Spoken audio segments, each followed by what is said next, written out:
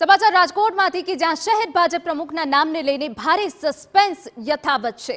માનીતાને પ્રમુખ બનાવવા માટે ભાજપ નેતાઓનું લોબિંગ ચાલી રહ્યું છે।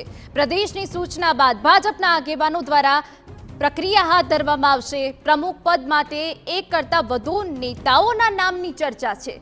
સંભવિત પ્રમુખ પદના દાવેદાર તરીકે યુવા ચહેરાઓના નામની પણ ચર્ચા છે। પ્રમુખ પદની ચર્ચામાં વર્તમાન શહેર પ્રમુખ મુકેશ દોશીનું નામ પણ ચર્ચામાં છે, જે રેસમાં આગળ ચાલી રહ્યા છે। પૂર્વ સ્ટેન્ડિંગ કમિટીના ચેરમેન પુષ્કર પટેલના નામની પણ ચર્ચા છે।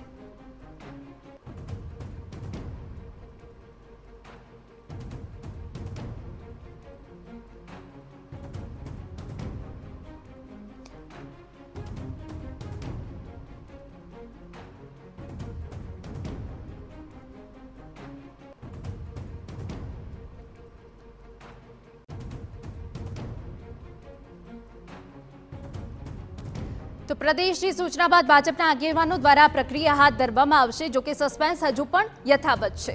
રાજ્યમાં ભારતીય જનતા પાર્ટીના શહેર અને જિલ્લા પ્રમુખોની નિમણૂક માટેની પ્રક્રિયા છે તે હાથ ધરવામાં આવશે। મારી સાથે રાજકોટ શહેર ભાજપ પ્રમુખ મુકેશભાઈ દોશી છે, આપણે તેની સાથે વાત કરીશું।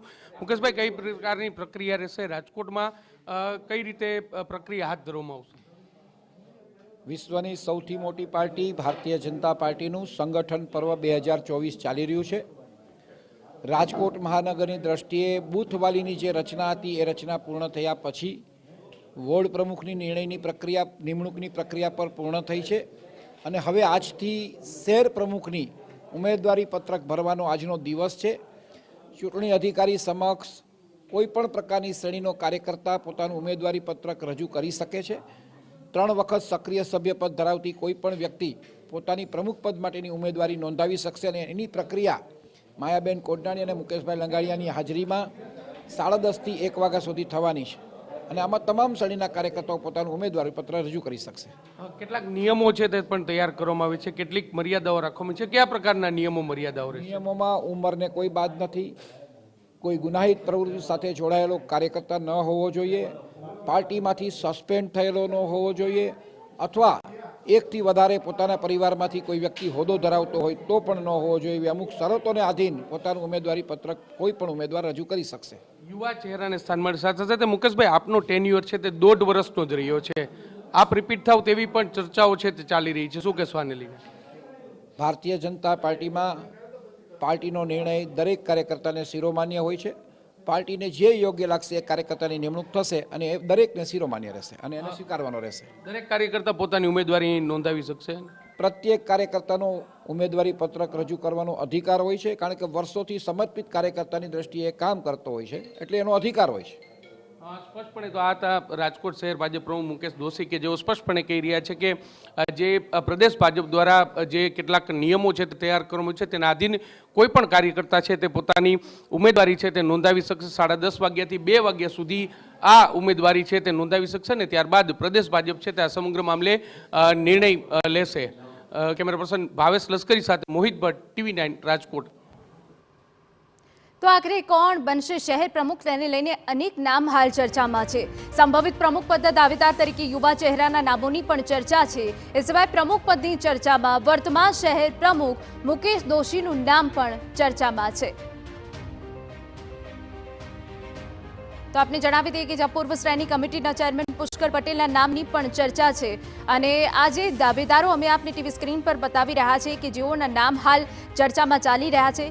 મુકેશ દોશી વર્તમાન પ્રમુખ છે, પુષ્કર પટેલ પૂર્વ સ્ટેન્ડિંગ કમિટી ચેરમેન છે જેમનું નામ ચર્ચામાં છે, માધવ દવે શહેર ભાજપ મહામંત્રી છે તેમનું નામ પણ ચર્ચામાં છે, કશ્યપ શુક્લ બ્રહ્મ સમાજનું મોટું માથું છે।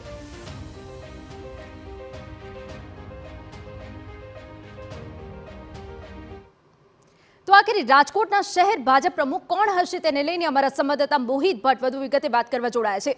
મોહિત, આખરે કોણ હશે શહેર ભાજપ પ્રમુખ?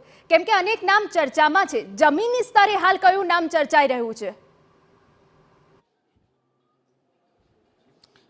જ્યારે ભારતીય જનતા પાર્ટીમાં કોઈ સંગઠનમાં કોઈ હોદ્દો આપવાની વાત હોય ત્યારે જાતિગત સમીકરણ છે તેને પ્રાધાન્ય આપવામાં આવતું હોય છે। ખાસ કરીને જે એવી જ્ઞાતિઓ છે તેને પ્રાધાન્ય આપવામાં આવતું હોય છે કે જેઓ જે ચૂંટણીમાં તેમની સંખ્યાની દ્રષ્ટિએ તેઓને ઉમેદવારી ન કરાવી શકતી હોય તેવા જે સક્ષમ ઉમેદવારો છે તેમને સંગઠનમાં સ્થાન છે તે આપવામાં આવતું હોય તેવી રીતનું ગણિત છે તે જોવામાં આવતું હોય છે. જો રાજકોટ શહેર ભાજપ પ્રમુખની વાત કરવામાં આવે તો રાજકોટ શહેર ભાજપ પ્રમુખ તરીકેની જે ફોર્મ ભરવાની પ્રક્રિયા છે તે હવે ટૂંક સમયમાં જ શરૂ થવાની છે.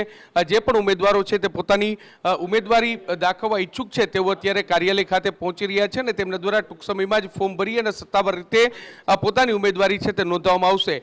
જો રાજકોટ શહેર ભાજપ પ્રમુખના જો નામોની ચર્ચા કરવામાં આવે તો વર્તમાન પ્રમુખ જે મુકેશ દોશી છે તેને રિપીટ કરાય તેવી શક્યતા અત્યારે જોવાઈ રહી છે, કારણ કે તેમની જે કાર્યકાળ છે તે 1.5 વર્ષનો કાર્યકાળ છે અને સામાન્ય રીતે ભાજપમાં સંગઠનનો કાર્યકાળ છે તે 3 વર્ષનો હોય છે.